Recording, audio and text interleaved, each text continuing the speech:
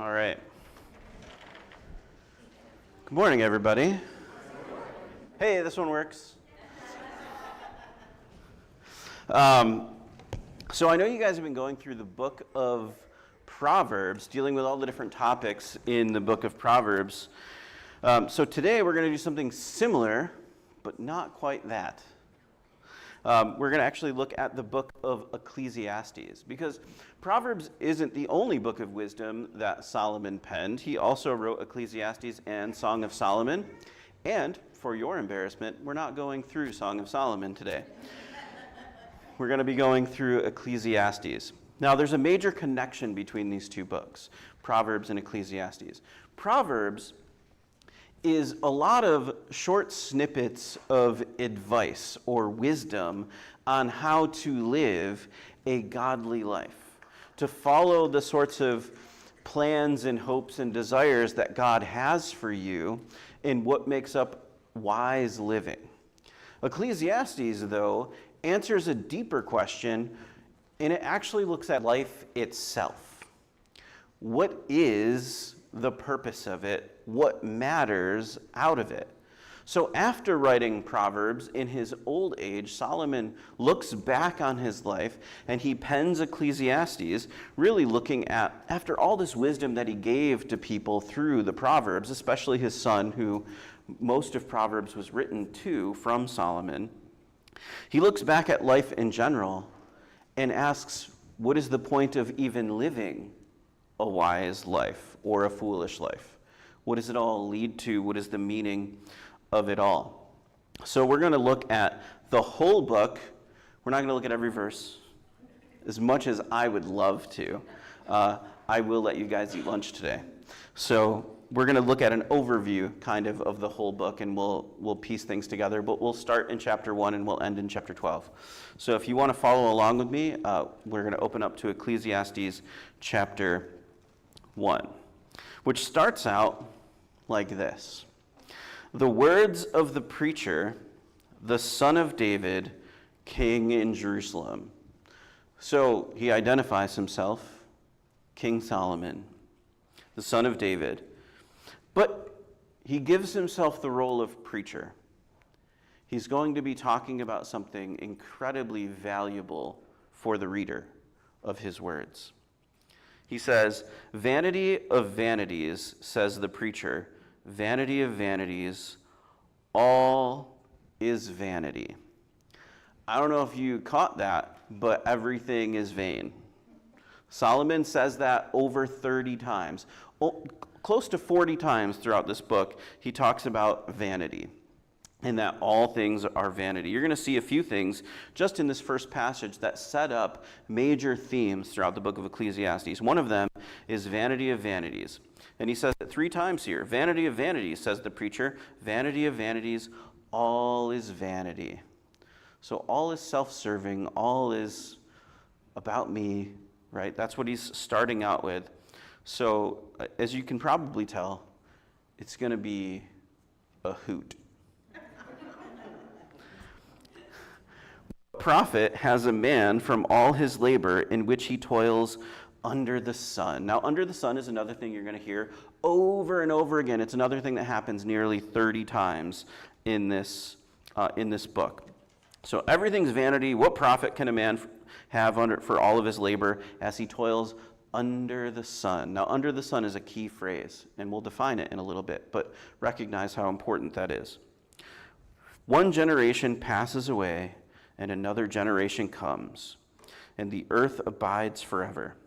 The sun also rises, and the sun goes down, and hastens to the place where it arose. The wind goes towards the south, and it turns around to the north. The wind whirls about continually, and comes again on its circuit. All the rivers run into the sea, yet the sea isn't full. To the place from which the rivers come, they return again. All things are full of labor, man cannot express it. The eye is not satisfied with seeing, nor the ear filled with hearing. That which has been is what will be, that which is done is what will be done, and there is nothing new under the sun. So you're getting Solomon's perspective. This stinks. Everything just keeps going on And remember who Solomon is. Solomon is the king of Jerusalem, not just the king of Jerusalem, the son of David, who brought Israel to its golden age. He was more wealthy than anyone ever. He had more power than anyone ever. He had more fame and influence than anyone ever. And what he's noticed with all that he has accomplished and acquired is it doesn't change anything. Nothing's different. The world has continued, and as I'm about to leave it, it's going to continue on without me. What difference have I really made?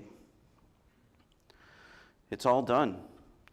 The ear is unsatisfied with hearing. The eye is unsatisfied with seeing. Everything has happened before. I didn't make a difference. I didn't come up with anything new.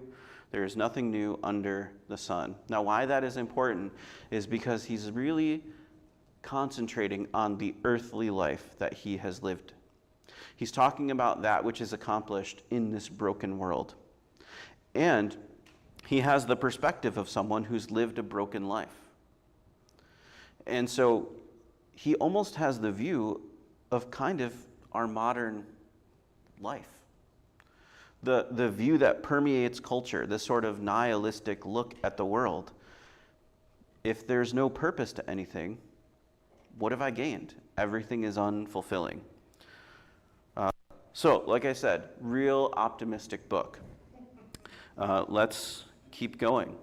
Is there anything of which it may be said, see, this is new? It has already been in ancient times before. There is no remembrance of former things, nor will there be any remembrance of things that are to come by those who will come after. The same triumphs and mistakes that people made in the past, we will make in the present and will be made in the future. People never learn. I, the preacher, was king over Israel and Jerusalem, and I set my heart to seek and search out by wisdom concerning all that is done under heaven. This burdensome task God has given to the sons of man by which they may be exercised. Now, first of all, let's just point out that really, really identifies Solomon as the writer, because he's king over Israel in Jerusalem. There's only one person who was the son of David who was king over Israel in Jerusalem, and that is Solomon. Because after Solomon, the king in Jerusalem was king over Judea, because of the civil war and the split that happened between the northern and the southern kingdoms. So we know this is definitely from Solomon. I have seen all the works that are done under the sun, and indeed all is vanity and grasping for the wind. That's another phrase you see over and over again, and one that paints a picture of the futility of life. You make plans, God laughs. Chasing after the wind, something you cannot hold on to, something you cannot grasp.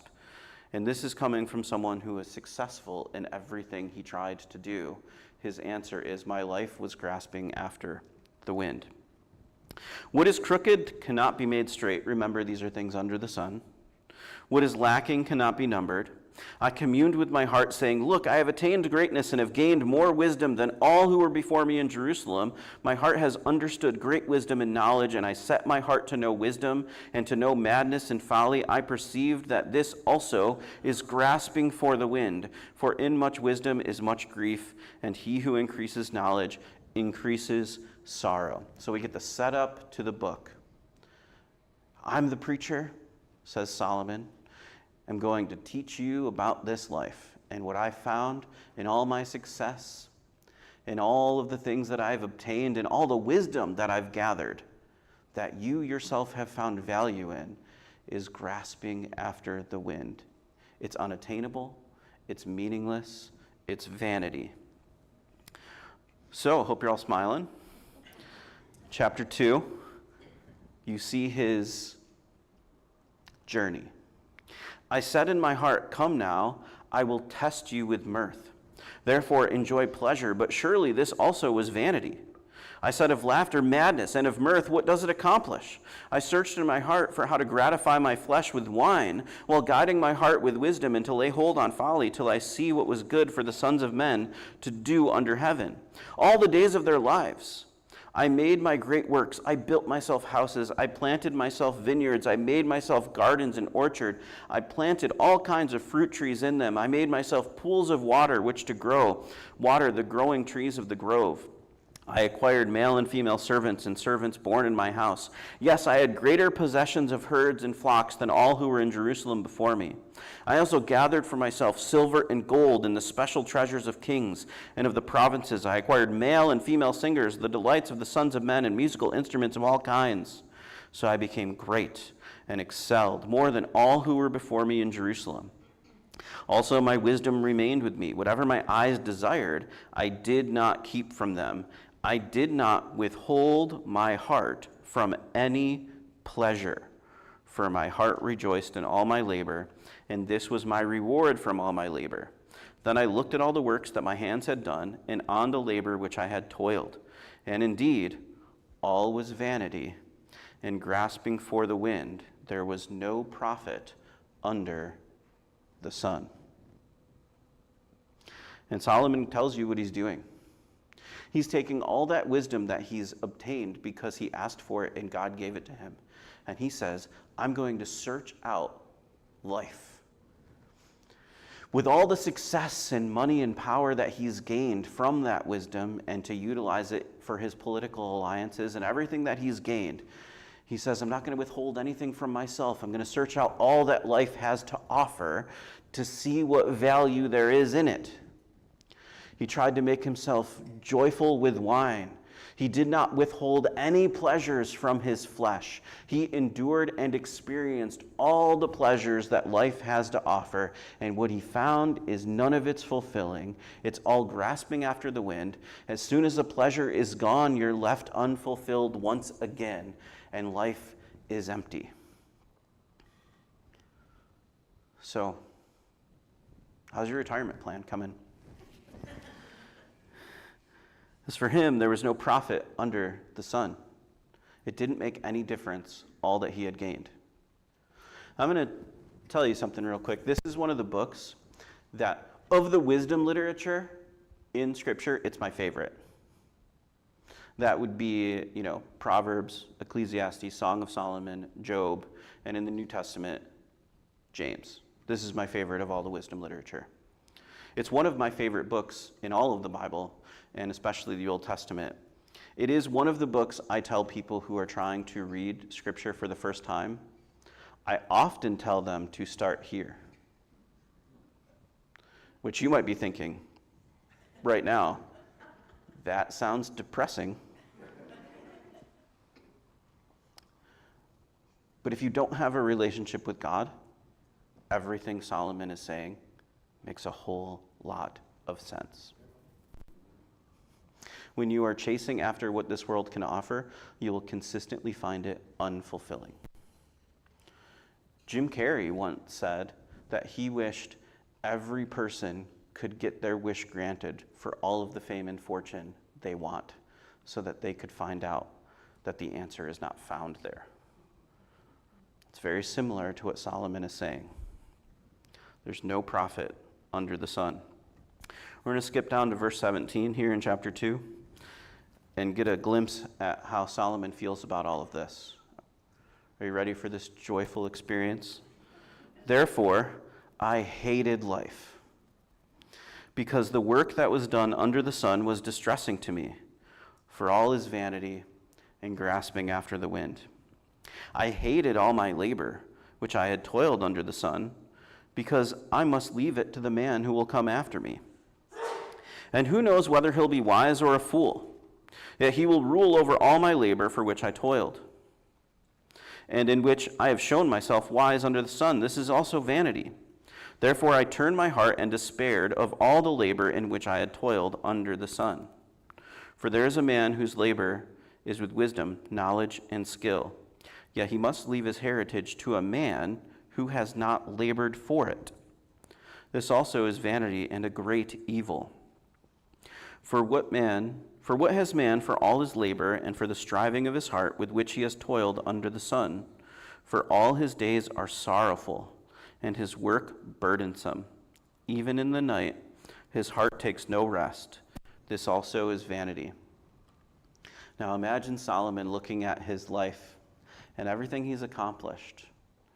Israel's borders have expanded to the largest they will ever be until Christ comes. The palace and the gold that has been collected and the wealth and livestock and crops are all larger than anyone ever before. He's wealthier than ever. There's peace that has lasted longer than ever. He has more property. He has more fame, more influence than ever. And he goes, you know what I learned from that at the end of my life?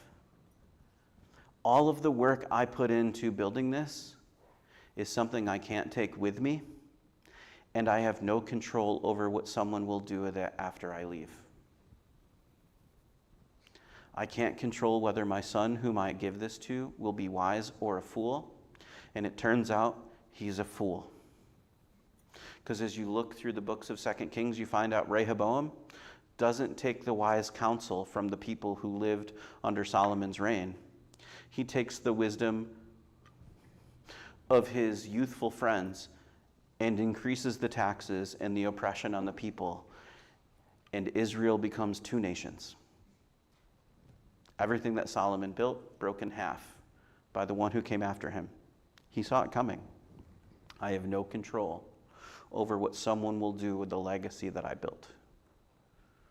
So what's the point of having one at all? Because what I built doesn't even remain. It's all vanity. All vanity and chasing after the wind. Now, in the next chapter is probably the most famous part of the book of Ecclesiastes. It opens up with a poem that we probably all have heard and recognize and maybe even can recite. Solomon writes, "To everything there is a season, a time for every purpose under heaven, a time to be born and a time to die, a time to plant and a time to pluck what is planted, a time to kill, a time to heal, a time to break down and a time to build up, a time to weep and a time to laugh, a time to mourn and a time to dance, a time to cast away stones and a time to gather stones, a time to embrace and a time to refrain from embracing, a time to gain and a time to lose, a time to keep and a time to throw away, a time to tear and a time to sow, a time to keep silence and a time to speak, a time to love and a time to hate, a time of war and a time of peace." Solomon writes this at the end of his life as the most powerful man in the world. The most influence, the most wealth, the most power, the most fame. And what he has come to realize is that he's not the author of life, he is subject to it. In all of his life, with everything that he had gained control and power over, he's still subject to everything that life has to offer him. He cannot manufacture joy or sadness or war or peace or time to gain or a time to lose. He is a subject of life. Which means that from the very beginning, we've been trying to gain authorship over life. We've been trying to take a God seat, and we all continually fail to do so. Because we're a subject in the story, not the authors of it. And as hard as we try, we can't manufacture things. We try, and sometimes we think we succeed, but there is no security in our efforts because we don't control anything. So I know you're thinking right now, way to go, Tony Robbins. I feel real motivated. Solomon has more for us, so I hope you're ready. Verse 11, he says, "He has made everything beautiful in its time, and he has also put eternity in their hearts, except that no one can find out the work that God does from beginning to end." I want to stop on that verse for a second. Because in all of this, frankly, whining that Solomon is doing, and it's it's real wise whining. I mean, he's making a serious, solid point. And if you don't have a relationship with God, it's one you very much understand. And even if you do have a relationship with God, you've been there. But in the midst of this, he points out that God has made everything beautiful in its time. And even in the coming and going, the to and the fro, and the lack of control that we have over this life that we want control over, you cannot help but notice the beauty in it. He has put eternity into their hearts. How is it that these temporary beings, whose life is so fleeting, of which control we have nothing over, have eternity in our minds? How has human nature always grasped this concept that there is more than time? Why is that? And he goes on to say a profound thing. No one can find out the work that God does from beginning to end. Over the 4th of July weekend and week, my wife and I and family went and visited a friend of mine. He just had his he's recovering from his third surgery in the last 18 months. He had cancer, had it removed. It came back, and he just had it removed again, and now is cancer-free. And so I haven't been able to see him as I've been talking to him through this process over the last nearly 2 years. We went to visit him in his house, and in his living room, he has these decorative, you know how it is, people have fancy things in their home. He has these decorative picture frames with 3 reliefs of tree stumps. Not family photos, just something decorative. And I thought it was quite odd. I thought they were pretty, but odd. And my daughter asked me about these, and she said, "What are those?" And I said, those are tree stumps. And a relief is when you take a canvas or a paper and you place it on something, and the texture of that thing comes out when you rub on it. And so the texture of the tree lines are the things that are printed on these relief paintings. And I said, all of those rings tell you how old the tree is. Each one of those is a year of the tree's life. And she thought that was cool and walked away and ran away and left me in my contemplation, which is a dangerous place for me to be. But it was sort of an epiphany for me. It was a moment where I looked at it and I understand what Solomon's saying here. Those reliefs are made in the image of the tree they came from. But you could never fit the tree inside the painting. The tree exists in a much deeper reality out in nature in 3 dimensions. You can never fit 3 dimensions inside of 2.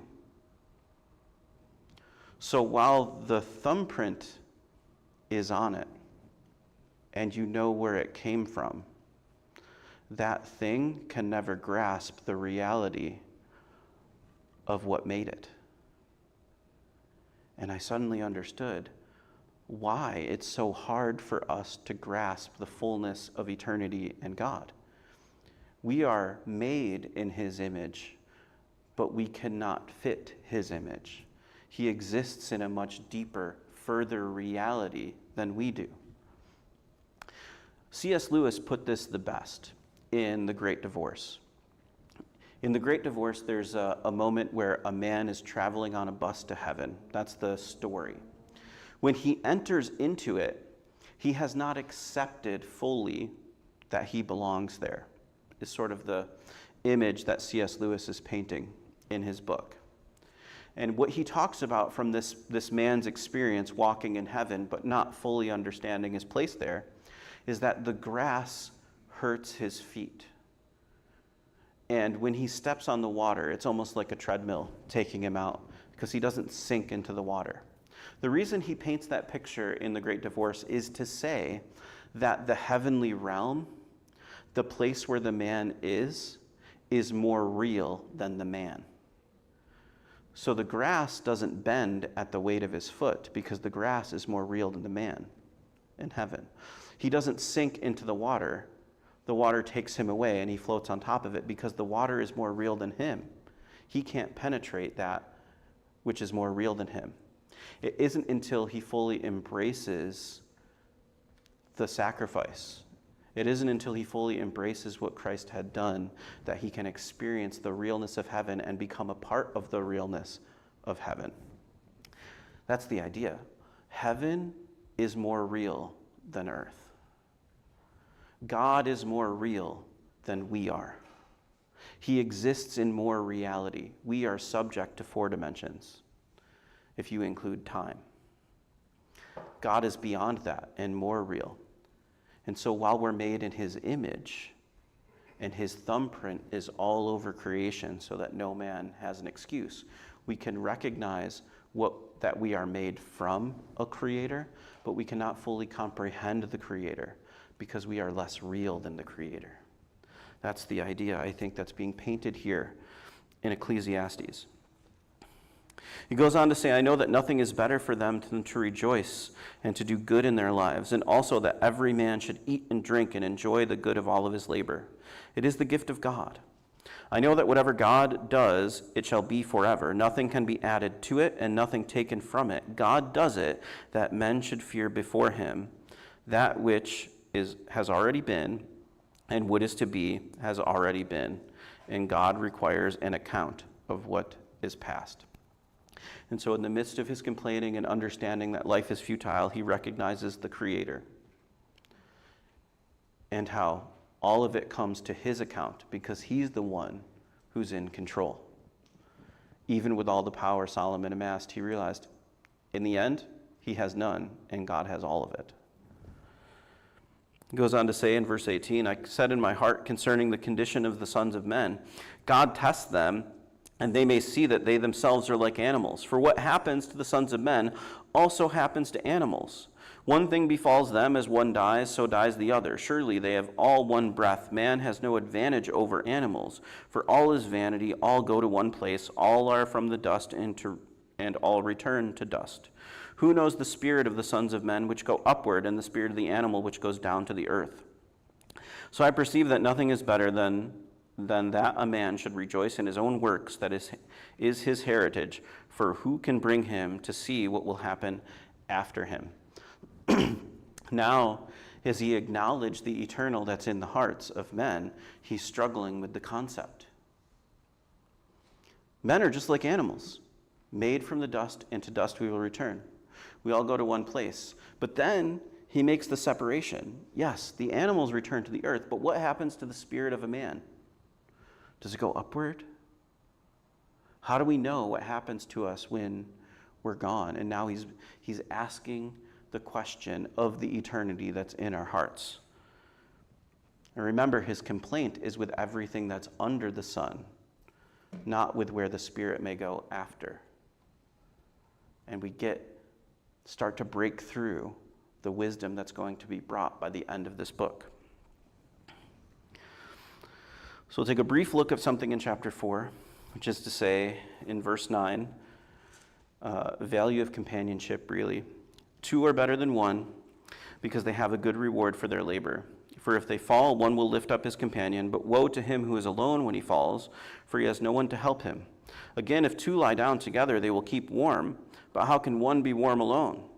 Though one may be overpowered by another, 2 can withstand him, and a threefold cord is not quickly broken. Now, I share that with you not only because it's a pivotal verse or section in Ecclesiastes, but it was also something that we read at my wedding. It was something that my wife and I wanted to understand as part of our life. That to be alone is vulnerable. You are open with no defense because you have no one to help you, no one to shield you, no one to have your back. 2 is better than 1. You can have each other's back. Like in Vietnam when they would sleep back to back so that eyes could be looking at a 360 distance so that you are safer when you have a companion. But a threefold cord is not easily broken. If God is in the midst of our relationship, it is that much stronger. There's a reason they braid rope. It's stronger. Now in chapter 5, he goes on to say, do not be rash with your mouth, this is verse 2, and let your heart not utter anything hastily before God. For God is in heaven, and you on earth. Therefore let your words be few, for a dream comes through much activity, and a fool's voice is known by many words. That's true. Isn't it interesting how people who often know the least about a subject talk the most about it? At least in media, we know that that's true. Verse 4, when you make a vow to God, do not delay to pay it, for he has no pleasure in fools. Pay what you have vowed. Better not to vow than to vow and not pay. Do not let your mouth cause your flesh to sin, nor say before the messenger of God that it was an error. Why should God be angry at your excuse and destroy the work of your hands? For in the multitude of dreams and many words there is also vanity, but fear God. Well, it's interesting now that God has been brought into the equation, that even when he's acknowledging the futility of the things that he does, and how sometimes your mouth can go before your actions and you write a check that you can't cash, and he says, be weary of that and fear God. Because once God is brought in, now there's extra purpose and meaning to what's happening. There's consequences now, because it matters more than just what I get out of life. He goes on to say in verse 10, he who loves silver will not be satisfied with silver, nor he who loves abundance with increase. This is also vanity. And you see this theme throughout much of Ecclesiastes, that all of the things that he gained didn't satisfy. Greed is never fulfilled. There's never enough. Lust is never fulfilled. There's never enough. Pride is never fulfilled. You're never great enough. The way that sin controls our hearts is that we chase after something that we can never fully accomplish because it will never be satisfied in this world. And Solomon acknowledges that.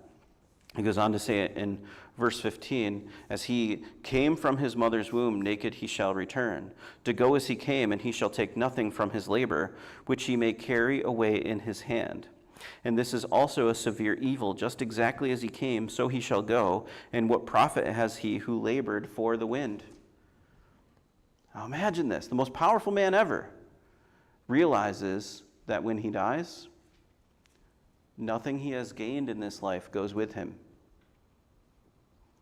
In fact, the way he came into this world is exactly how he leaves this world, with exactly as many possessions. None.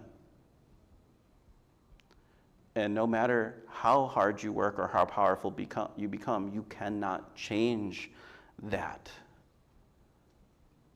It's a story of completely unveiling the reality that the control we think we have really belongs to God. And so we're much better off submitting to him. We're going to skip right on to chapter 7, but we'll go right to the end of chapter 6, the last verse. It says, for who knows what is good for man in life all the days of his vain life, which he passes like a shadow? Who can tell a man what will happen him after him under the sun? In the early part of chapter 7, verse 1 says, a good name is better than precious ointment, and the day of death than the day of one's birth. Better to go to the house of mourning than to go to the house of feasting, for that is the end of all men, and the living will take it to heart. Sorrow is better than laughter, for by sad countenance the heart is made better. That's not a great verse for someone who likes to tell jokes, but it's true. The heart of the wise is in the house of the mourning, but the heart of fools is in the house of mirth. It is better to hear the rebuke of the wise than for a man to hear the song of fools. For like the crackling of thorns under a pot, so is the laughter of the fool. This also is vanity. Now think of the connection there between the end of chapter 6 and the beginning of chapter 7.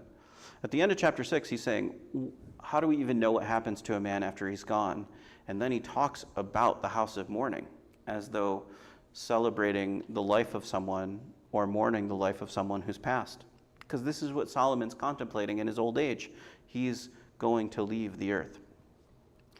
And he actually says it's better to be in a house of mourning than in a house of joy, a house of laughter. Why? Because that's the mentality that he's in when he's writing this book. And you know what it's brought him? A deep wisdom he wished he appreciated more in his youth. Because when he's actually contemplating things that are eternal instead of things that are temporal, he has a better perspective on what really matters. We just had our young adult ministry meet on Friday, and before we even started talking about the topic of conversation, the funny thing is that I'm in my 40s and leading this group of young men and women. And so I pointed out that I'm old, and they laughed at that and said, "What's it like?" Right. It's basically the same. I hurt more. Physically, probably less emotionally. So, it's a trade.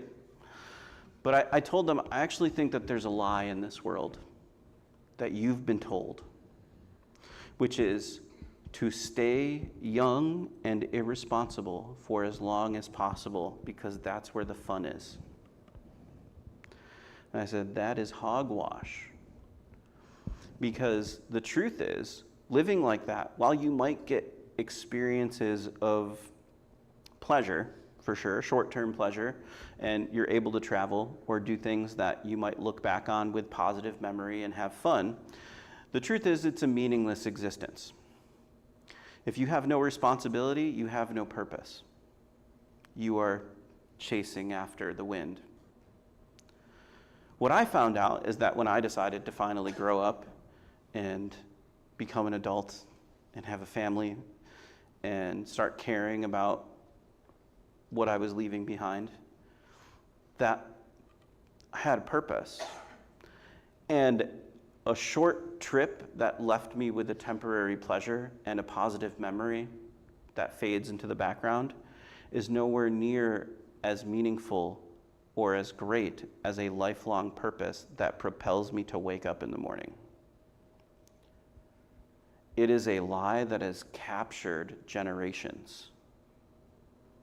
And it has left us with the kind of writing that Solomon is doing. I'm doing all of these great things. I'm having this fun life.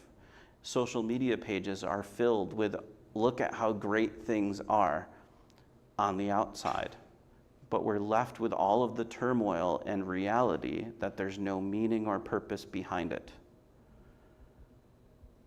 And we've lost the strive for that which is eternal. And that which is eternal guides us towards a better future, towards better families, towards more meaning in life, and towards making the actual difference in the world that we all claim we seek. The gospel. It goes on to say in verse 15, I have seen everything in my days of vanity. There is a just man who perishes in his righteousness, and there is a wicked man who prolongs life in his wickedness. Do not be overly righteous, nor be overly wise. Why should you destroy yourself? Do not be overly wicked, nor be foolish. Why should you die before your time? It is good that you grasp this, and also not remove your hand from the other, for he who fears God will escape them all. Wisdom strengthens the wise more than 10 rulers of the city. For there is not a just man on earth who does good and does not sin. Also, do not take to heart everything people say. Let you hear your servant cursing you, for many times also your own heart has known that even you cursed others. All this I have proved by wisdom. I said, I will be wise, but it was far from me. He looks at this moment, and he realizes all of these different things, that righteous people and wicked people go through the same experiences. That doesn't seem fair. Why is it that life comes for everybody? Both the blessings and the curses. Why is it that wicked people get away with it or get to experience joys? Why is it that righteous people seem to go through these times of trial and terror and tragedy? Why? Why is that? And it's this broken world, and it's unfair, and it doesn't make sense to him.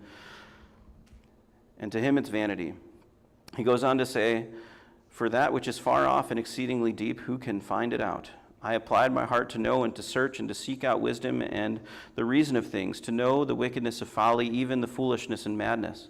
And I find more bitter than death the woman whose heart it snares and nets, whose hands are fetters. He who pleases God shall escape from her, but the sinner shall be trapped by her. And he goes on to talk about the fact that the world will grab a hold of you. He points out in this that as he's looking at it, and he says there are these righteous people and these wicked people, and we all experiences the ups and downs, the hills and valleys of life. It doesn't seem fair that life seems so even for everybody when some should have more and some should have less based on their performance for God. But he also points out that, guess what? There isn't a single man on earth who doesn't sin. We've all earned it. That's the problem. And he points out here in this last piece that the lusts of the heart, the lusts of the flesh ensnare you. If you can avoid it and escape from it, great, but the sinner is always trapped by it. But what did he say before? There isn't a single man on earth who hasn't sinned. We've all been trapped by the lusts of the flesh. I'm going to skip ahead a little bit for the sake of time to chapter 11, as much as I wish I could do it all with you, but we're going to get to, it's kind of repetitive. There's a lot of stuff that, it's all going on, this examination of life and this understanding of everything you do and chase after is chasing after the wind, because under the sun, there's nothing you can do to change the author, because you're not the author. You're the subject of the story. You're a subject, not of the story. You're a subject in the story. You're not the author.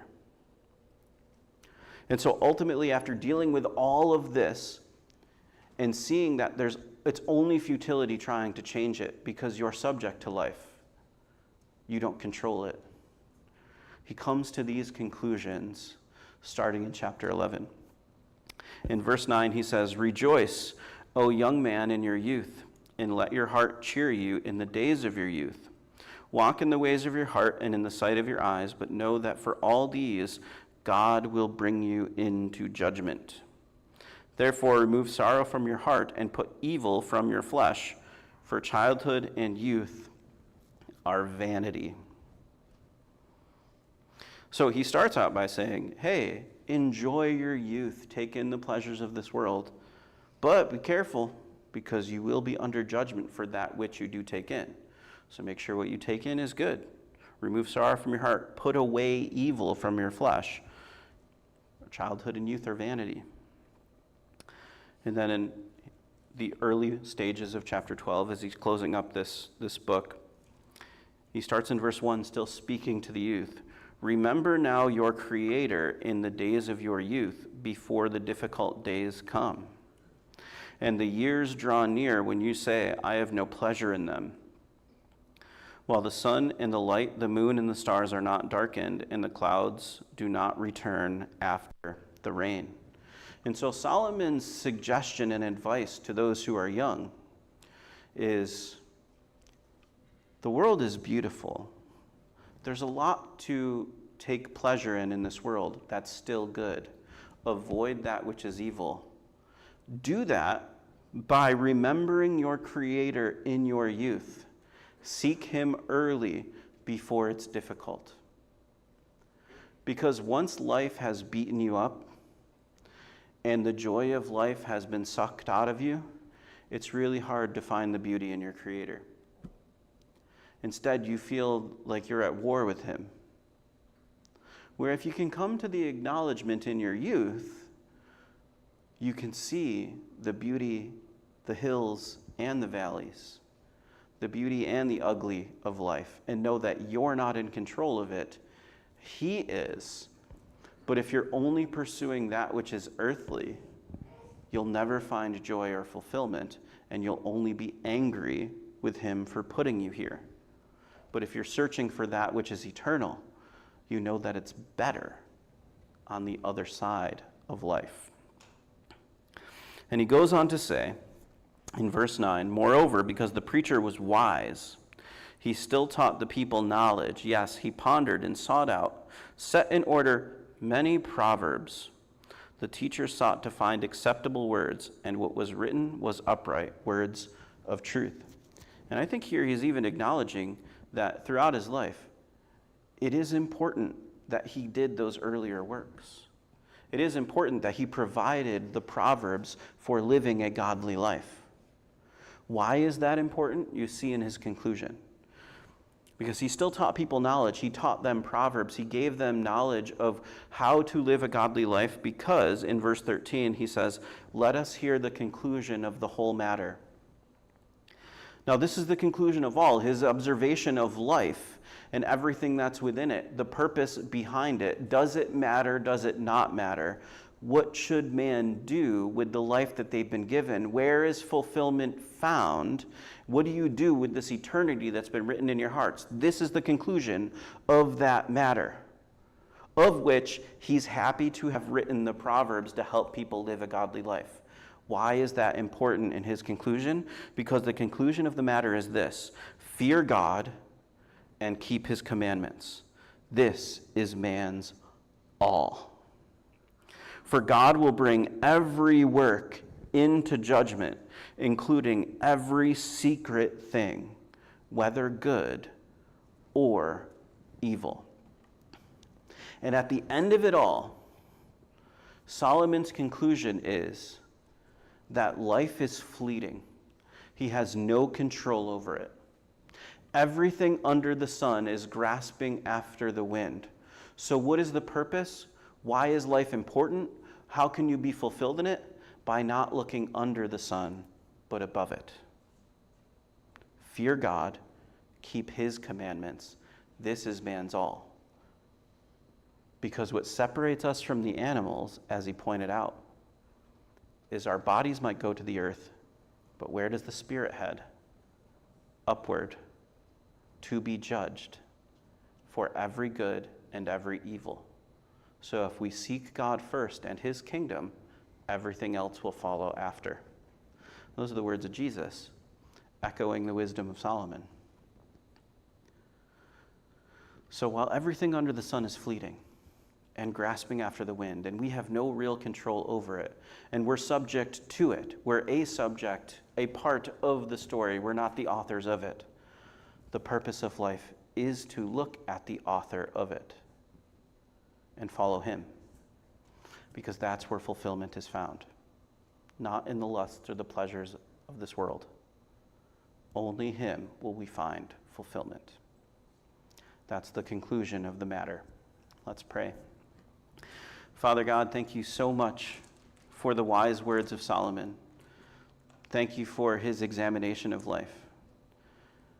God, I pray that there's a piece of this that we really adhere to, that we don't ignore what was done in the past or the wisdom of the past, but actually learn from the mistakes of the past, that we follow Solomon's advice and don't make his same mistakes, but let his failure be our lesson, and learn to follow God as early as possible.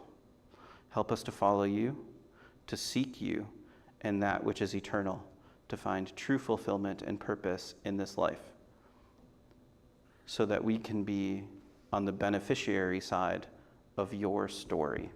Thank you for offering us salvation. Help us embrace it. In Jesus' name, amen.